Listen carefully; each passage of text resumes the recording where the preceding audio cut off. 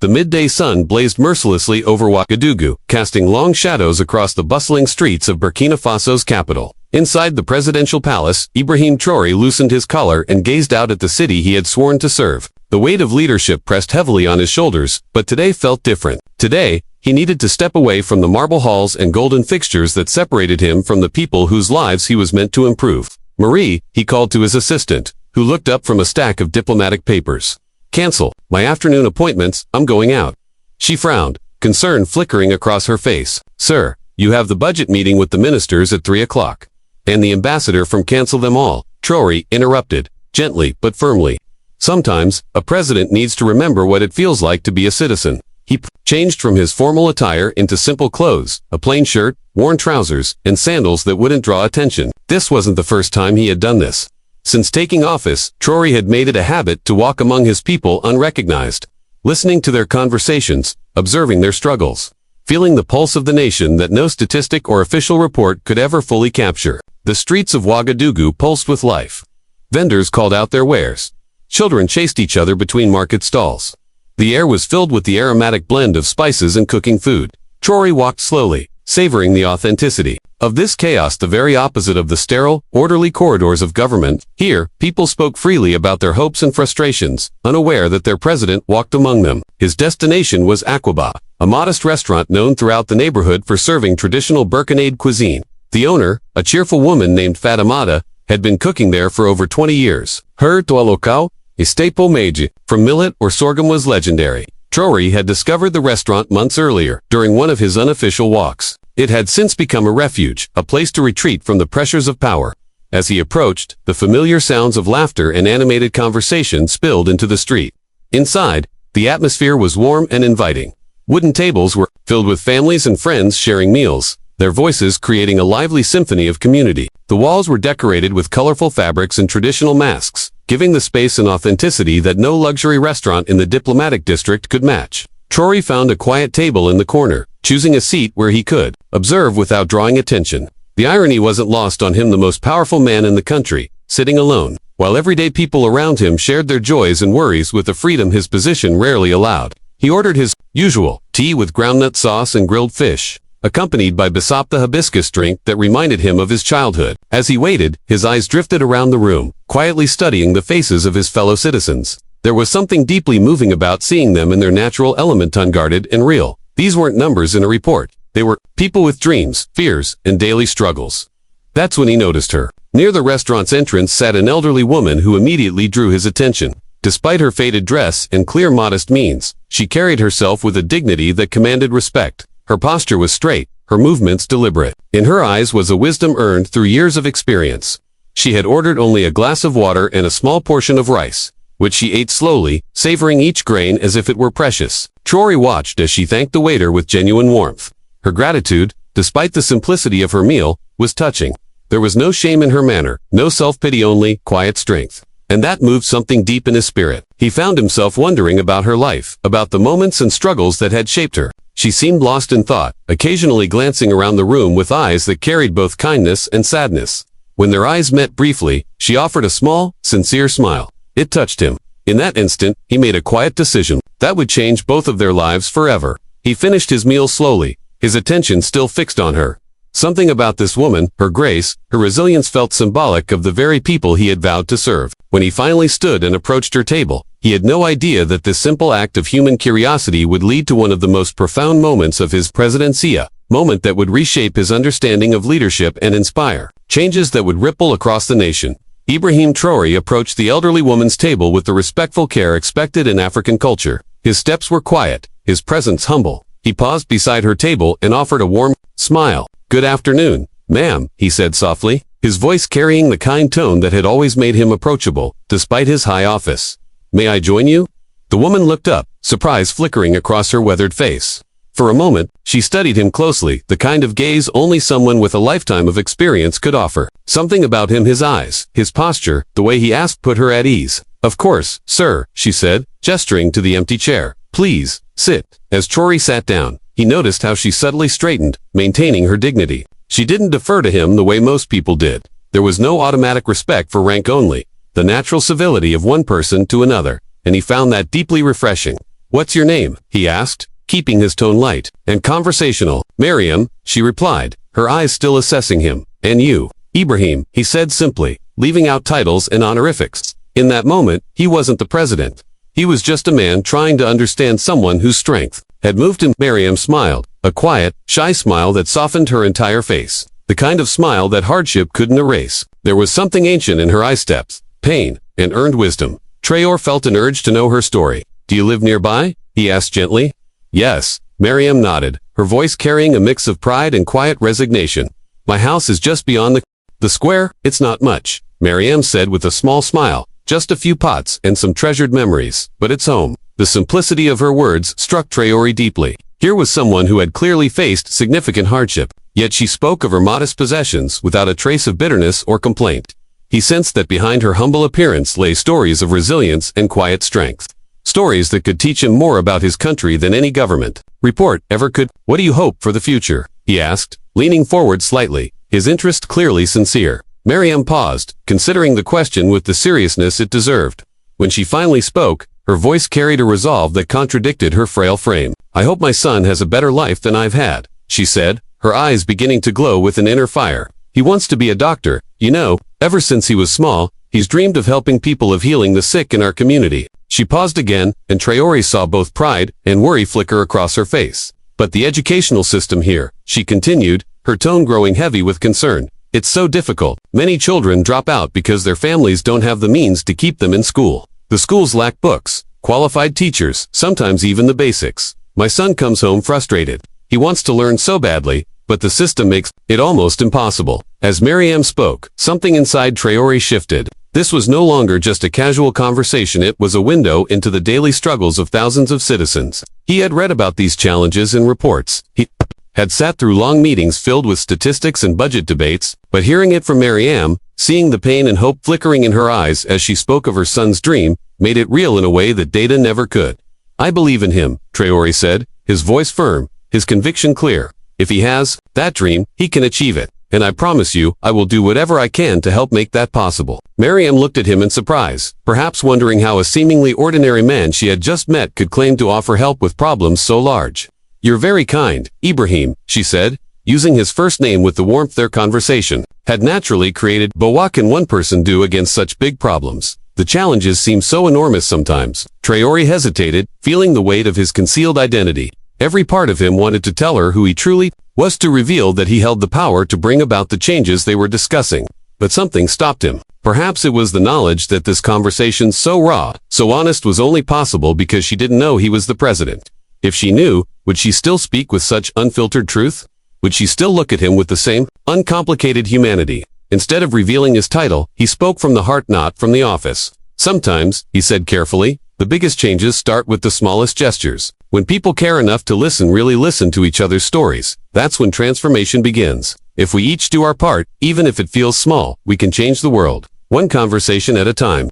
Maryam studied his face as he spoke. For a moment he wondered if she sensed something more about him, but she only nodded, seeming to take comfort in his words, even if she didn't fully believe in their power yet. Their conversation flowed for another hour, touching on everything from local challenges to dreams for the future. With every word, Traoré felt his understanding of his country deepen, not through filtered data or sanitized reports, but through the lived experience of a woman whose strength and dignity embodied the spirit of his people. As their conversation drew to a close, Ibrahim Traoré found himself reluctant to leave. Maryam had given him something precious, an unfiltered glimpse into the daily life of his citizens. But more than that, she had awakened something in him, a clarity of purpose that bureaucracy had dulled. "Maryam," he said, as she began gathering her modest belongings, would you allow me to walk with you to your home? I'd like to better understand what you and your son face every day." The request surprised her. She paused, eyes narrowing slightly as she searched his face with those wise eyes that had seen much. For a moment, he feared he had overstepped. "You'd really want to come to my house?" he asked, disbelief evident in her voice. "It's nothing special, Ibrahim, just a simple place where we try to make the best of what little we have." "Yes," he replied, with quiet sincerity. "I want to understand. Sometimes, we can only truly know someone's reality by seeing it through their eyes." After a thoughtful pause, Maryam nodded slowly. "Very well," she said, "but I warn you, it's not what people with means would call comfortable." They left the restaurant together, stepping into the late afternoon sun that shimmered off the packed earth streets of Ouagadougou. As they walked, Traoré took in the neighborhood with new eyes. He had driven through areas like this many times in motorcades behind tinted glass, but he had never experienced them like this, on foot, side by side with someone who lived here. The streets throbbed with a kind of beautiful struggle. Children played with makeshift toy scraps of metal and plastic turned into cars and animals. Their laughter echoed through alleyways, stained by poverty but rich in spirit. Women carried heavy baskets on their heads with effortless grace. Their vibrant garments, streaks of color against the dusty backdrop. Men gathered in slivers of shade, playing games or discussing local affairs with passionate intensity. But Traoré also noticed what wasn't there, or what was barely hanging on. Crumbling infrastructure. No drainage systems, electrical wires slung dangerously from poles, unpaved roads that would turn into mud rivers in the rainy season. These were no longer abstract policy failures. They were living conditions, realities that people like Maryam faced every day. That's where the community gathers, Maryam said, pointing to a large tree surrounded by wooden benches. When there are disputes to settle or important matters to discuss, our elders meet there. It's been that way for as long as I can remember. Traoré nodded, absorbing this small but powerful truth. Here was grassroots governance, community democracy that had endured, often parallel to, and more functional than formal structures of state. They passed a small clinic where a long line of people stood waiting patiently beneath the heat of the fading day. Dr. Odrago runs that clinic, Maryam explained. He's a good man, but he's overwhelmed, just one doctor for hundreds of families, and not enough medicine to go around. People sometimes wait all day just to be seen for a few minutes. Each observation felt like another stone added to the growing weight on Traoré's conscience. These were no longer distant, abstract policy problems. They were daily realities for people like Maryam, people who deserved more from their government, from their president. When they finally arrived at Maryam's home, Traoré had to consciously keep his expression neutral. The building was even more modest than he had imagined. Clay brick walls, patched in several places, a corrugated zinc roof, weathered by years of sun and rain, a wooden door that hung slightly crooked on rusted hinges. "It's here," Maryam said softly, opening the door. "It's not much, but it's our home. My son and I have made it work." Traoré stepped inside slowly, his eyes adjusting to the dim light. The space was small, tight, even but meticulously clean. Every detail spoke of Maryam's pride and care, of her fight to maintain dignity despite limited means. There was little furniture, a wooden table, 2 aging chairs mended multiple times, and a mattress on the floor clearly shared by mother and son. What caught his eye immediately, though, was a makeshift bulletin board on the wall. It was covered in children's drawings and faded photographs.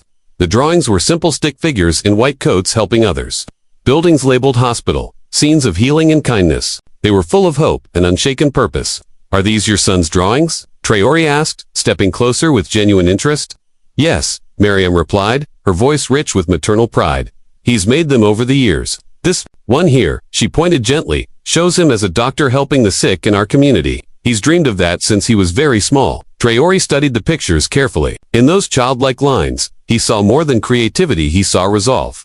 Hope, despite hardship, the quiet fire of a young boy who wanted to heal, to serve, to build a better world. "He has talent," Traoré said, deeply moved, "and it's clear he has a big heart. The world needs more doctors like that, people who want to help their own communities." Maryam's face brightened with pride, but quickly sobered again. "But the reality is harsh, Ibrahim. He studies in a public school where there aren't enough books. The teachers are tired, underpaid. Sometimes classes are canceled just because there's no chalk or paper. He comes home so frustrated. He wants to learn so badly, but the system fails him every day." As she spoke, each word struck Traoré like a blow. This wasn't about just one child's education. It was a reflection of deep systemic failure. Institutions meant to serve people like Maryam and her son were not functioning, and they were his institutions, his responsibility. Standing in that small home, surrounded by drawings of dreams and quiet evidence of hardship, Ibrahim Traoré made a silent promise, a promise that would alter the course of his presidency.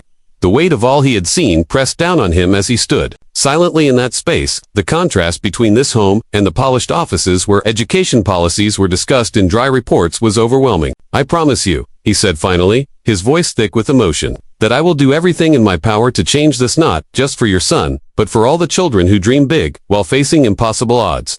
Maryam looked at him, her eyes a mix of hope and doubt. She wanted to believe, but the world had taught her to be cautious. "Do you really think you can change something so big, Ibrahim? Something so deeply broken?" "Yes," he said, without hesitation. And in that moment, the full weight of his title aligned with his heart. "Because when we start with small acts, when we really listen, we can inspire change that grows beyond us. I know your son will be part of that change. He'll benefit from it, and he'll help build it. The sincerity in his voice gave her a quiet comfort, even if she didn't know where his confidence came from. They continued talking for another hour. Maryam shared more of the community's struggles. Children leaving school to work. Parents who dreamed of better futures but lacked the resources. Teachers who gave everything they had but were boxed. And by a broken system, each story added another layer to Traoré's understanding. These weren't isolated tragedies. They were patterns. Patterns that pointed to the urgent need for structural reform. By the time he rose to leave, his mind was already racing, mapping resources to needs, connecting ideas to action. Something had awakened in him. "Thank you," he said, as he prepared to step out. "For letting me into your home, for sharing your truth. You've given me something priceless." "What's that?" Maryam asked, her voice curious. "Clarity," he replied. "Sometimes, we need to see through someone else's eyes to understand what truly matters." As he walked back through the neighborhood, everything felt changed. Every detail struck him more deeply. The kids playing in the dust. The women hauling water because plumbing wasn't reliable. The men gathered under trees debating problems no one in office had ever truly listened to. This wasn't just a poor neighborhood. It was a community full of untapped strength potential waiting for a chance. By the time Ibrahim Traoré reached the presidential palace, he was no longer just a president walking off a long day. He was a man transformed, no longer content with observation. He was ready to act. He went straight to his office. Marie was still organizing files for the next day's meetings. "Marie," he called, his voice urgent, carrying a weight she hadn't heard before. She looked up immediately. "Yes, Mr. President. I need you to organize an emergency meeting tonight with the Minister of Education and the Secretary of Social Policies." She blinked, surprised. "Sir, it's almost 10 o'clock p.m. Can it not wait until tomorrow?" "No," he replied, sitting behind his desk with resolve. "It cannot. We need to act now while this urgency is real. Also, bring me all current budget allocations for education and social programs.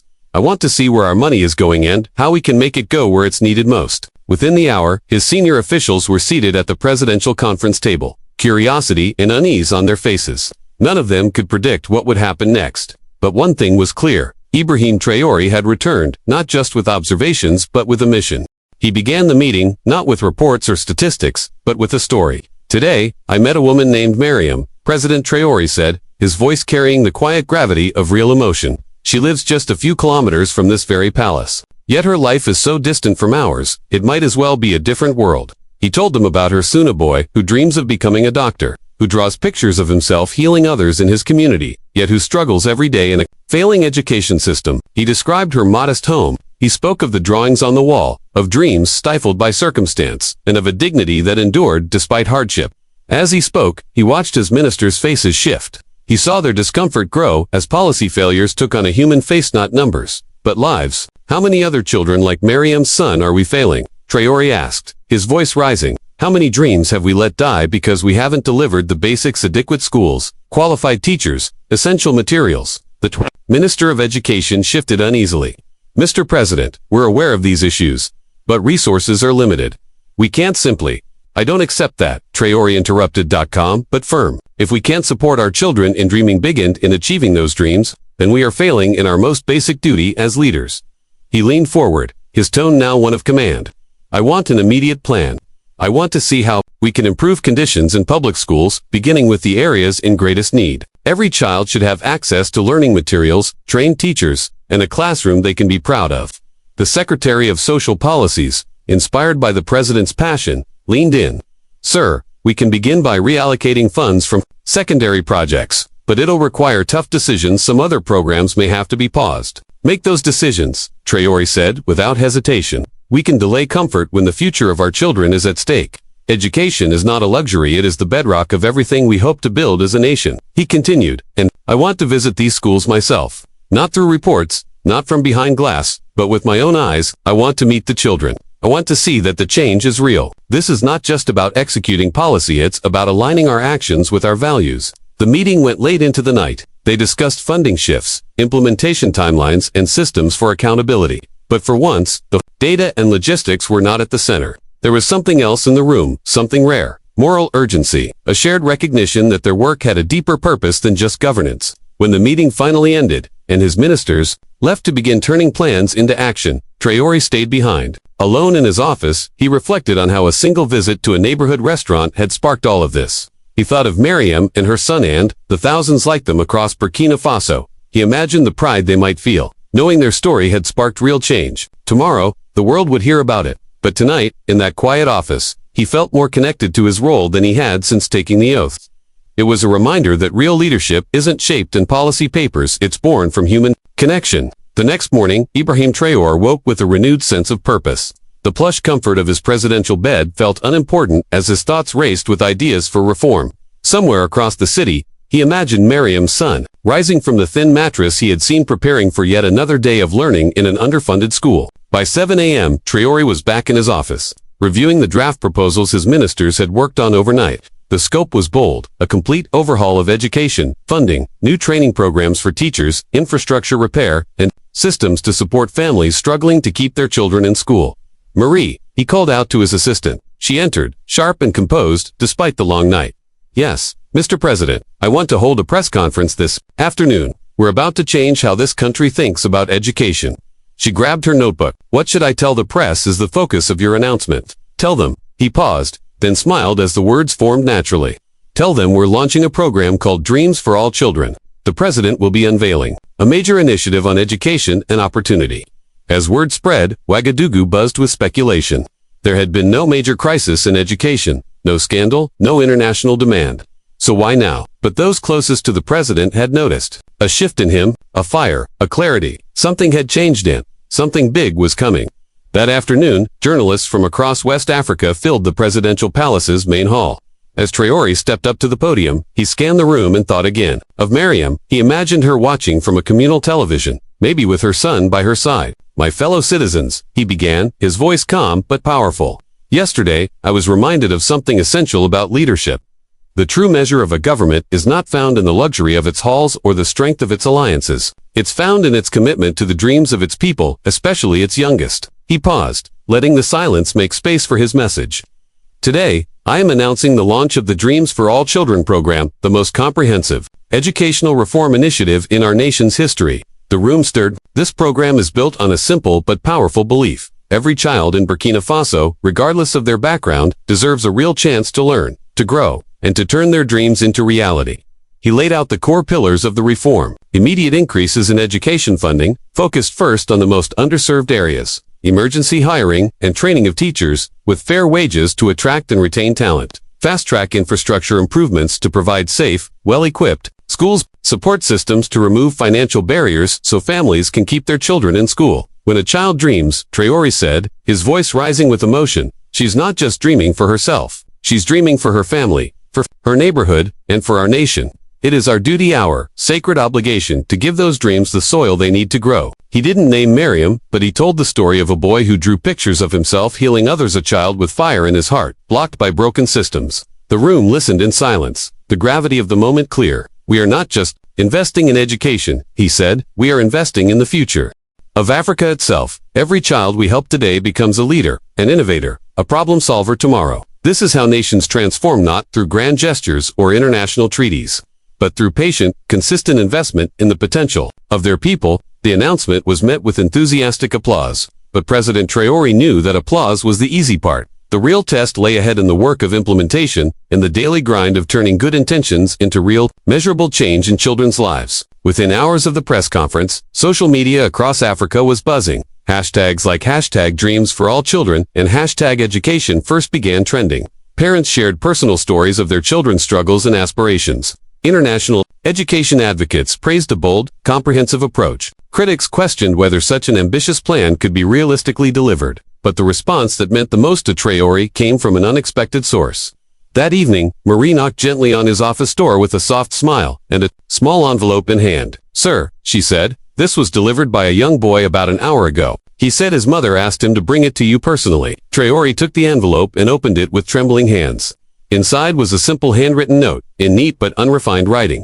It read, Dear Ibrahim, I watched your announcement today with my son. Afterward, he drew a new picture this time. He didn't just draw himself as a doctor, but as a doctor teaching other children to become doctors too. Thank you for helping us see that our dreams can grow even bigger. Your friend Maryam. Attached to the note was a new drawing more detailed than the ones he had seen in her home. It showed a smiling figure in a white coat standing in front of a classroom teaching eager students. At the bottom were the words written in careful block letters. Doctor, teacher. Sitting alone in his presidential office, surrounded by the symbols of power and authority, Ibrahim Traoré stared at the drawing and felt a wave of fulfillment deeper than any political victory had ever brought him. This, he thought, is what leadership is meant to accomplish, not the exercise of power, but the expansion of possibility.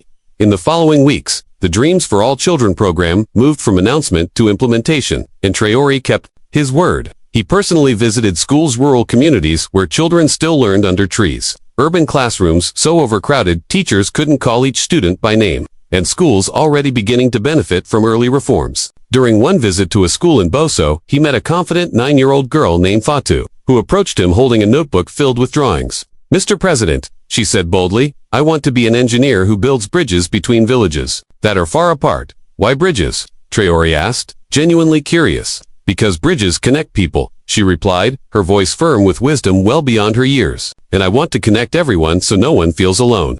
In that moment, standing in a dusty schoolyard, listening to a child articulate the very heart of his mission, Traoré realized something. His meeting with Maryam hadn't just sparked a reform in education, it had transformed his entire understanding of leadership. Leadership, he now believed, was not about wielding authority, it was about creating the conditions in which others could rise. It was about connection, about hearing voices, unlocking potential, and building bridges, one person at a time. 6 months after the launch of Dreams for All Children, Ibrahim Traoré stood before a newly constructed innovation center in Ouagadougou. Hundreds of community members gathered to witness its official opening. The building was modest but efficient, not to impress but to serve. Inside were well-lit classrooms, a library filled with books in both French and local languages, and science labs where young minds could explore and create. But the real transformation wasn't in the structure. It was in the faces of the children. Who would study there? In the pride of parents who now believed their dreams for their children were finally within reach. In the sense of possibility that had begun to spread through communities across Burkina Faso, as Traoré prepared to speak. He spotted a familiar face near the front, Maryam, standing proudly with her son. They were both dressed in their finest. The boy, now taller, stood with a quiet confidence that hadn't been there before. His school had been renovated. He had proper books. He was learning, thriving. Traoré stepped up to the podium. "Welcome, everyone," he began, his voice strong, the crowd falling into a hush. 6 months ago, this program began, not with a government report or a policy paper, but with a conversation between two people who under ordinary circumstances might never have met but who discovered they shared a belief that every child deserves the right to dream big. He looked directly at Maryam. Her eyes glistened with tears. Her son stood beside her, holding a folder tight to his chest. Traoré suspected it was filled with new drawings, new visions of a future that had finally begun to take shape. "Today," he continued, "we are not just opening a building. We are celebrating a principle that when we invest in children's dreams, we are investing in our shared future. That when we remove barriers to education, we unlock potential that will lift entire generations." The crowd applauded, but Traoré held up his hand. "I want to tell you about some of the children who are already showing us what this investment means." He gestured to a group of students seated beside the stage. "These young people come from communities across our nation. Today, they are studying subjects they never thought they'd have access to, preparing for careers they never imagined were possible." He introduced them one by one. Fatu, the girl who dreamed of building bridges, now enrolled in a new STEM program. Amadou, a boy from a rural village studying agricultural science to help his community grow more with less. Aisha, a gifted artist nurtured through a new arts program that recognized creativity as essential to a complete education. And finally, he turned to Maryam's son. At his mother's gentle encouragement, the boy stepped forward. He was still shy, but his voice, when he spoke, carried strength. "My name is Omar," he said, steady and clear. "I still want to be a doctor. But now I also want to be a teacher. I want to help other children learn so they can achieve their dreams too." The audience erupted in applause. But Omar wasn't finished. He opened his folder and lifted up a new drawing. The sight of it made President Traoré's breath catch. It showed a tree with many strong branches. Each branch bore a different symbol: a stethoscope, a book, a bridge, a computer. At the base of the tree were 5 words, written in careful handwriting. "Dreams growing together." Omar looked up and said, "This is what your program means to me. This is what you helped us grow." There was a moment of complete silence. Then the applause returned, louder, longer, filled with emotion. And as Ibrahim Traoré stood there, eyes shining, he understood this wasn't just an education reform. This was a revolution of possibility. Omar explained it simply, with the clarity that only young minds untouched by adult complications often possess. "My dream is growing because you believed in it. And now, I want to help other dreams grow too." As he returned to his mother's side, Traoré felt something settle deep inside him. What they had achieved together went far beyond political accomplishment. This was about human transformation, the quiet, unstoppable ripple effect that begins when compassion meets action. The ceremony continued with speeches from education, officials and community leaders, but the real impact was not on the stage. It was unfolding among the gathered families. Parents were speaking with their children about futures that once seemed out of reach. Teachers exchanged ideas about new learning methods and resources. Elders voiced pride in young people who were now staying in school rather than dropping out to work. Later that afternoon, after the formal ceremonies had ended and the crowd began to thin, Traoré walked through the Innovation Center with Maryam and Omar. The boy was captivated by the science lab, marveling at equipment he'd only seen in textbooks. "He asks questions all the time now," Maryam said, watching her son examine a microscope with a look of pure wonder. "Questions I can't answer, but questions that make me proud, because they show how much he's learning." "Questions," Traoré replied, smiling as he remembered his own childhood curiosity, "are at the beginning of all discovery. The fact that he's asking them means the program is working just as we hoped." They paused by a wide window, looking out at the schoolyard, where children were playing games that subtly reinforced the mathematical and scientific concepts they'd learned earlier that day. The air was filled with laughter, not just joyful, but purposeful. It was play that built confidence, games that built skills. Then, softly, Maryam said his name, Ibrahim, the same way she had called him during their first meeting, before she knew who he truly was. "I need to tell you something." Traoré turned to her, sensing the familiar gravity in her expression, the same calm wisdom that had drawn him to her months before, in a modest restaurant. "I know who you really are," she said with a gentle smile. "I've known since the day after we first met when I saw your face on television announcing the education reforms." She paused, letting the truth settle between them.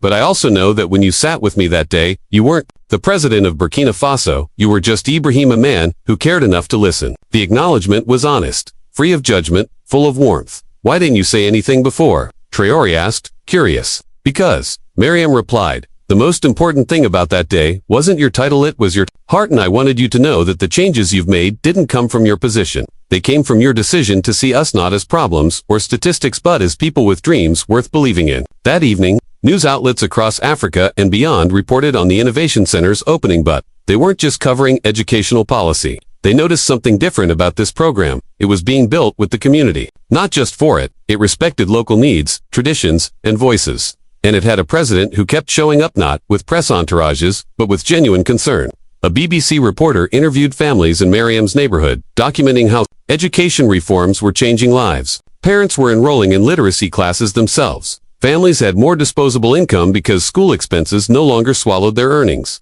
Small businesses were emerging.